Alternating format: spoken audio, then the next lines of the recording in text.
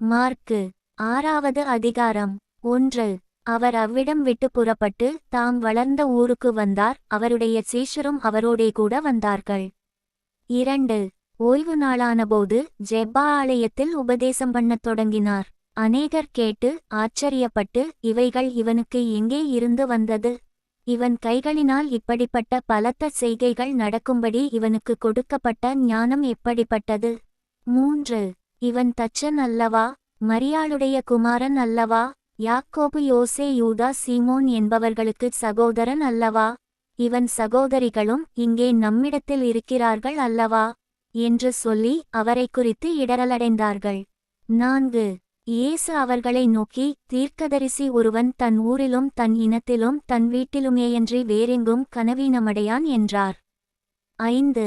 அங்கே அவர் சில நோயாளிகள் மேல் கைகளை வைத்து அவர்களை குணமாக்கினதேயன்றி வேறொரு அற்புதமும் செய்யக்கூடாமல். 6. அவர்களுடைய அவிசுவாசத்தை குறித்து ஆச்சரியப்பட்டு கிராமங்களிலே சுற்றித் திரிந்து உபதேசம் பண்ணினார். 7. அவர் 12 அழைத்து அசுத்த ஆவிகளை துரத்த அவர்களுக்கு அதிகாரம் கொடுத்து. 8. வழிக்கு பையையாகிலும் அப்பத்தையாகிலும் கச்சையில் காசையாகிலும் எடுத்துக்கொண்டு போகாமல் ஒரு தடியை மாத்திரம் எடுத்துக்கொண்டு போகவும். 9. பாதரட்சைகளை போட்டுக்கொண்டு போகவும் 2 அங்கிகளை தரியாதிருக்கவும் கட்டளையிட்டார். 10. பின்பு அவர்களை நோக்கி, நீங்கள் எங்கேயாகிலும் ஒரு வீட்டில் பிரவேசித்தால் அவ்விடத்தை விட்டு புறப்படுகிறவரைக்கும் அங்கேதானே தங்கியிருங்கள். 11. எவர்களாகிலும் உங்களை ஏற்றுக்கொள்ளாமலும் உங்கள் வசனங்களை கேளாமலும் இருந்தால் நீங்கள் அவ்விடம் விட்டு புறப்படும்போது அவர்களுக்குச் சாட்சியாக உங்கள் கால்களின் கீழே படிந்த தூசியை உதறிப்போடுங்கள். நியாயத்தீர்ப்பு நாளிலே அந்த பட்டணத்திற்கு நேரிடுவதைப் பார்க்கிலும் சோதோம் கொமோரா பட்டணத்திற்கு நேரிடுவது இலகுவாயிருக்கும் என்று மெய்யாகவே உங்களுக்குச் சொல்லுகிறேன் என்று சொல்லி அவர்களை 2 பேராக அனுப்பினார். 12. அவர்கள் புறப்பட்டு போய் மனந்திரும்புங்கள் என்று பிரசங்கித்து. 13. அநேகம் பிசாசுகளை துரத்தி அநேகம் நோயாளிகளை எண்ணெய் பூசி சொஸ்தமாக்கினார்கள். 14. அவருடைய பேர் பிரசித்தமானபடியினால் ஏரோது ராஜா அவரை குறித்து கேள்விப்பட்டு, யோவான் ஸ்நானன் மரித்தோரிலிருந்து எழுந்தான், ஆகையால் அவனிடத்தில் இந்த பலத்த செய்கைகள் விளங்குகிறது என்றான். 15. சிலர் அவர் எலியா என்றார்கள். வேறு சிலர் அவர் ஒரு தீர்க்கதரிசி அல்லது தீர்க்கதரிசிகளில் ஒருவனைப் போலிருக்கிறாரென்று சொன்னார்கள். 16. ஏரோது அதை கேட்டபொழுது அவன், நான் சிரச்சேதம் பண்ணின யோவான்தான், அவன் மரித்தோரிலிருந்து எழுந்தான் என்றான். 17. ஏரோது தன் சகோதரனாகிய பிலிப்புவின் மனைவி ஏரோதியாளை தனக்கு மனைவியாக்கிக் கொண்டபோது. 18. யோவான் ஏரோதை நோக்கி, நீர் உம்முடைய சகோதரன் மனைவியை வைத்துக்கொள்வது நியாயமல்லவென்று சொன்னதி நிமித்தம் ஏரோது சேவகரை அனுப்பி யோவானை பிடித்து கட்டி காவலில் வைத்திருந்தான். 19. ஏரோதியாளும் அவனுக்குச் சதி நினைத்து அவனை கொன்று போட மனதாயிருந்தாள், ஆகிலும் அவளால் கூடாமற் போயிற்று. 20. அதேனென்றால் யோவான் நீதியும் பரிசுத்தமுமுள்ளவனென்று ஏரோது அறிந்து அவனுக்கு பயந்து அவனை பாதுகாத்து அவன் யோசனையின்படி அநேக காரியங்களைச் செய்து விருப்பத்தோடே அவன் சொல்லைக் கேட்டு வந்தான். 21. பின்பு சமயம் வாய்த்தது எப்படியென்றால் ஏரோது தன் ஜென்மநாளிலே தன்னுடைய பிரபுக்களுக்கும் சேனாதிபதிகளுக்கும் கலிலேயா நாட்டின் பிரதான மனுஷருக்கும் ஒரு விருந்து பண்ணினபோது. 22. ஏரோதியாளின் குமாரத்தி சபை நடுவே வந்து நடனம் பண்ணி ஏரோதுவையும் அவனோடே கூட பந்தியிருந்தவர்களையும் சந்தோஷப்படுத்தினாள். அப்பொழுது ராஜா சிறு பெண்ணை நோக்கி, உனக்கு வேண்டியதை என்னிடத்தில் கேள், அதை உனக்கு தருவேன் என்று சொன்னதுமல்லாமல். 23. நீ என்னிடத்தில் எதைக் கேட்டாலும் அது என் ராஜ்யத்தில் பாதியானாலும் அதை உனக்கு தருவேன் என்று அவளுக்கு ஆணையும் இட்டான். 24. அப்பொழுது அவள் வெளியே போய், நான் என்ன கேட்க வேண்டும் என்று தன் தாயினிடத்தில் கேட்டாள். அதற்கு அவள், யோவான் ஸ்நானனுடைய தலையை கேள் என்றாள். 25. உடனே அவள் ராஜாவினிடத்தில் சீக்கிரமாய் வந்து, நீர் இப்பொழுதே ஒரு தாலத்தில் யோவான் ஸ்நானனுடைய தலையை எனக்குத் தரவேண்டும் என்று கேட்டாள். 26. அப்பொழுது ராஜா மிகுந்த துக்கமடைந்தான், ஆகிலும் ஆணையை நிமித்தமும் கூடப்பந்தியிருந்தவர்களினிமித்தமும் அவளுக்கு அதை மறுக்க மனதில்லாமல். 27.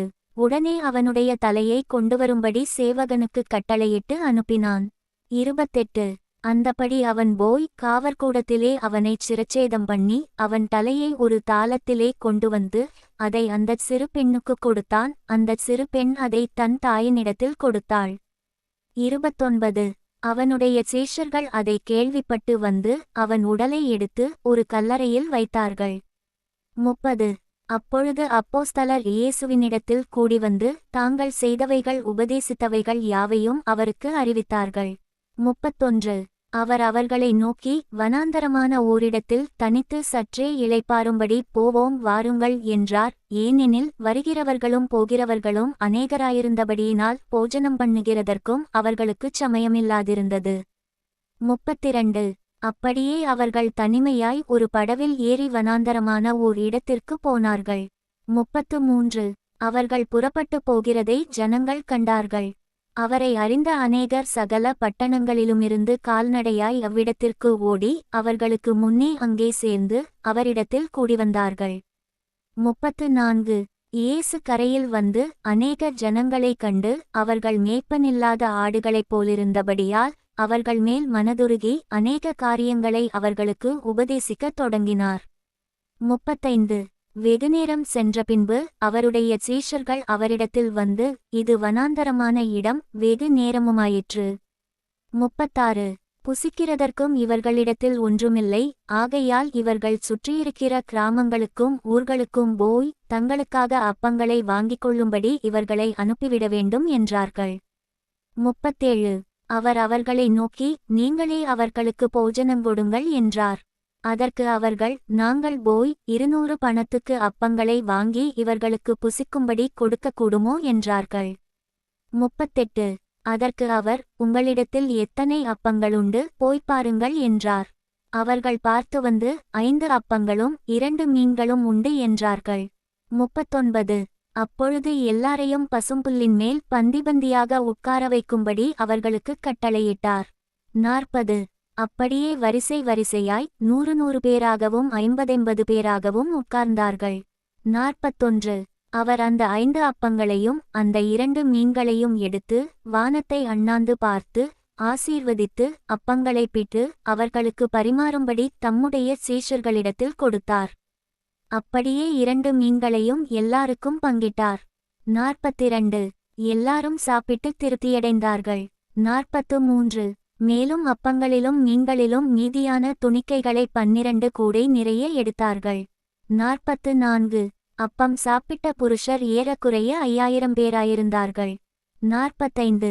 அவர் ஜனங்களை அனுப்பிவிடுகையில் தம்முடைய சீஷர்கள் படவில் ஏறி அக்கரையில் பெத்சாயிதாவுக்கு எதிராக தமக்கு முன்னே போகும்படி அவர்களை துரிதப்படுத்தினார். 46. அவர் ஜனங்களை அனுப்பிவிட்ட பின்பு ஜெபம் பண்ணும்படி ஒரு மலையின் மேல் ஏறினார். 47. சாயங்காலமானபோது படவு நடுக்கடலிலிருந்தது. அவரோ கரையிலே தனிமையாயிருந்தார். 48. அப்பொழுது காற்று அவர்களுக்கு எதிராயிருந்தபடியினால் அவர்கள் தண்டு வலிக்கிறதில் வருத்தப்படுகிறதை அவர் கண்டு இராத்திரியில் 4ஆம் ஜாமத்தில் கடலின் மேல் நடந்து அவர்களிடத்தில் வந்து அவர்களை கடந்து போகிறவர் போல் காணப்பட்டார். 49. அவர் கடலின் மேல் நடக்கிறதை அவர்கள் கண்டு ஆவேசம் என்று எண்ணி சத்தமிட்டு அலறினார்கள். 50. அவர்களெல்லாரும் அவரைக் கண்டு கலக்கமடைந்தார்கள். உடனே அவர் அவர்களோடே பேசி திடன் கொள்ளுங்கள், நான் தான், பயப்படாதிருங்கள் என்று சொல்லி 51. அவர்கள் இருந்த படவில் ஏறினார். அப்பொழுது காற்று அமர்ந்தது. அதனால் அவர்கள் தங்களுக்குள்ளே மிகவும் பிரமித்து ஆச்சரியப்பட்டார்கள். 52. அவர்களுடைய இருதயம் கடினமுள்ளதாயிருந்தபடியினால் அப்பங்களைக் குறித்து அவர்கள் உணராமற் போனார்கள். 53. அவர்கள் கடலைக் கடந்து கெனேசரேத் என்னும் நாட்டிற்கு வந்து கரை பிடித்தார்கள். 54. அவர்கள் படவிலிருந்து இறங்கினவுடனே ஜனங்கள் அவரை அறிந்து 55. அந்தச் சுற்றுப்புறமெங்கும் ஓடித்திரிந்து பிணியாளிகளை படுக்கைகளில் கிடத்தி அவர் வந்திருக்கிறார் என்று கேள்விப்பட்ட இடங்களிலெல்லாம் சுமந்து கொண்டு வந்தார்கள். 56. அல்லாமலும் அவர் பிரவேசித்த கிராமங்கள் பட்டணங்கள் நாடுகள் எவைகளோ அவைகளின் சந்தைவெளிகளிலே வியாதிக்காரரை வைத்து அவருடைய வஸ்திரத்தின் ஓரத்தையாகிலும் அவர்கள் தொடும்படி உத்தரவாக வேண்டும் என்று அவரை வேண்டிக் கொண்டார்கள். அவரை தொட்ட யாவரும் சொஸ்தமானார்கள். மாற்கு 7வது அதிகாரம் 1. எருசலேமிலிருந்து வந்த பரிசேயரும் வேதபாரகரில் சிலரும் அவரிடத்தில் கூடிவந்தார்கள். 2. அப்பொழுது அவருடைய சீஷரில் சிலர் கழுவாத அசுத்த கைகளாலே போஜனம் பண்ணுகிறதை அவர்கள் கண்டு குற்றம் பிடித்தார்கள். 3. ஏனெனில் பரிசேயர் முதலிய யூதர் அனைவரும் முன்னோர்களின் பாரம்பரியத்தை கைக்கொண்டு அடிக்கடி கைகழுவினாலொழிய சாப்பிடமாட்டார்கள். 4. கடையிலிருந்து வரும்போதும் ஸ்நானம் பண்ணாமல் சாப்பிடமாட்டார்கள். அப்படியே செம்புகளையும் கிண்ணங்களையும் செப்புக்குடங்களையும் மணைகளையும் கழுவுகிறதுமல்லாமல் வேறு அநேக ஆசாரங்களையும் கைக்கொண்டு வருவார்கள். 5. அப்பொழுது அந்த பரிசேயரும் வேதபாரகரும் அவரை நோக்கி, உம்முடைய சீஷர்கள் முன்னோர்களின் பாரம்பரியத்தை மீறி ஏன் கை கழுவாமல் சாப்பிடுகிறார்கள் என்று கேட்டார்கள்.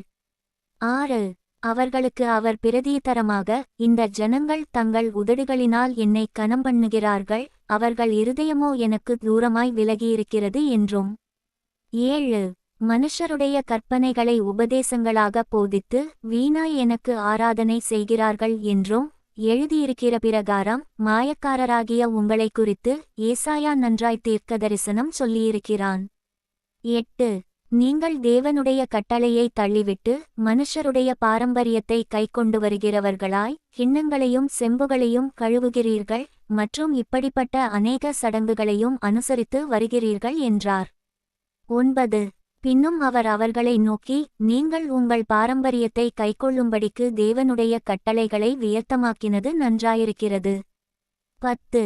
எப்படியெனில் உன் தகப்பனையும் உன் தாயையும் கனம் பண்ணுவாயாக என்றும் தகப்பனையாவது தாயையாவது நிந்திக்கிறவன் கொல்லப்பட வேண்டும் என்றும் மோசே சொல்லியிருக்கிறாரே. 11.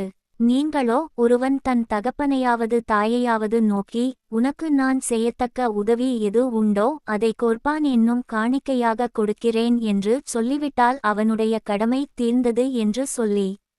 12. அவனை இனி தன் தகப்பனுக்காவது தன் தாய்க்காவது யாதொரு உதவியும் செய்ய ஒட்டாமல். 13. நீங்கள் போதித்த உங்கள் பாரம்பரியத்தினால் தேவ வசனத்தை அவமாக்குகிறீர்கள். இதுபோலவே நீங்கள் மற்றும் அநேக காரியங்களையும் செய்கிறீர்கள் என்று சொன்னார். 14. பின்பு அவர் ஜனங்கள் எல்லாரையும் வரவழைத்து அவர்களை நோக்கி, நீங்கள் எல்லாரும் எனக்கு செவி கொடுத்து உணருங்கள். 15. மனுஷனுக்கு புறம்பே இருந்து அவனுக்குள்ளே போகிறதொன்றும் அவனை தீட்டுப்படுத்த மாட்டாது, அவன் உள்ளத்திலிருந்து புறப்படுகிறவைகளே அவனை தீட்டுப்படுத்தும். 16. கேட்கிறதற்கு ஒருவன் காதுள்ளவனாயிருந்தால் கேட்கக்கடவன் என்றார். 17. அவர் ஜனங்களை விட்டு வீட்டுக்குள் பிரவேசித்தபோது அவருடைய சீஷர்கள் அவர் சொன்ன உவமையை குறித்து அவரிடத்தில் விசாரித்தார்கள். 18. அதற்கு அவர், நீங்களும் இவ்வளவு உணர்வில்லாதவர்களா? புறம்பேயிருந்த மனுஷனுக்குள்ளே போகிறதொன்றும் அவனை தீட்டுப்படுத்த மாட்டாதென்று நீங்கள் அறிந்து கொள்ளவில்லையா? 19. அது அவன் இருதயத்தில் போகாமல் வயிற்றிலே போகிறது, அதிலிருந்து எல்லா போஜனங்களின் அசுத்தங்களையும் கழிக்கிற ஆசன வழியாய் நீங்கிப்போகும். 20.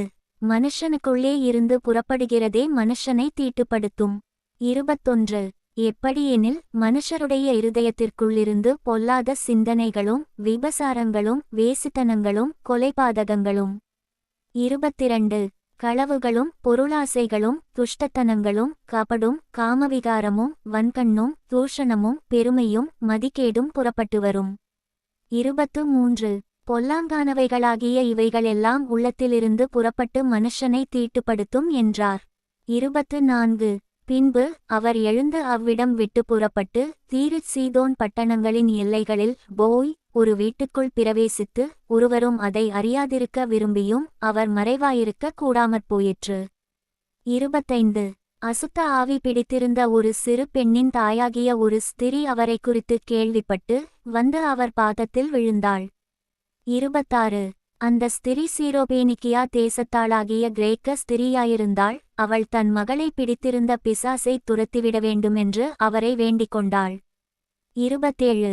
இயேசு அவளை நோக்கி, முந்தி பிள்ளைகள் திருப்தியடையட்டும், பிள்ளைகளின் அப்பத்தை எடுத்து நாய்க்குட்டிகளுக்கு போடுகிறது நல்லதல்ல என்றார். 28. அதற்கு அவள், மேதான் ஆண்டவரே, ஆகிலும் மேஜையின் கீழிருக்கும் நாய்க்குட்டிகள் பிள்ளைகள் சிந்துகிற துணிக்கைகளை தின்னுமே என்றாள். 29. அப்பொழுது அவர், நீ சொன்ன அந்த வார்த்தையை நிமித்தம் போகலாம், பிசாசு உன் மகளை விட்டு நீங்கி போயிற்று என்றார். 30. அவள் தன் வீட்டுக்கு வந்தபொழுது பிசாசு போய்விட்டதையும் தன் மகள் கட்டிலில் படுத்திருக்கிறதையும் கண்டாள். 31. மறுபடியும் அவர் தீரிச் சீதோன் பட்டணங்களின் எல்லைகளை விட்டு புறப்பட்டு தெக்கப்போலியின் எல்லைகளின் வழியாய் கலிலேயா கடலருகே வந்தார். 32. அங்கே கொன்னைவாயுடைய ஒரு செவிடனை அவரிடத்தில் கொண்டு வந்து அவர் தமது கையை அவன் மேல் வைக்கும்படி வேண்டிக் கொண்டார்கள். 33. அப்பொழுது அவர் அவனை ஜனக்கூட்டத்தை விட்டு தனியே அழைத்து கொண்டு போய் தம்முடைய விரல்களை அவன் காதுகளில் வைத்து உமிழ்ந்து அவனுடைய நாவை தொட்டு 34. வானத்தை அண்ணாந்து பார்த்து பெருமூச்சுவிட்டு எப்பத்தா என்றார். அதற்கு திறக்கப்படுவாயாக என்று அர்த்தமாம். 35. உடனே அவனுடைய செவிகள் திறக்கப்பட்டு அவனுடைய நாவின் கட்டும் அவிழ்ந்து அவன் செவ்வையாய் பேசினான். 36. அதை ஒருவருக்கும் சொல்ல வேண்டாமென்று அவர்களுக்கு கட்டளையிட்டார். ஆகிலும் எவ்வளவு அதிகமாய் அவர்களுக்கு கட்டளையிட்டாரோ அவ்வளவு அதிகமாய் அவர்கள் அதை பிரசித்தம் பண்ணி 37. எல்லாவற்றையும் நன்றாய்ச் செய்தார். செவிடர் கேட்கவும் ஊமையர் பேசவும் பண்ணுகிறார் என்று சொல்லி மேன்மேலும் ஆச்சரியப்பட்டார்கள்.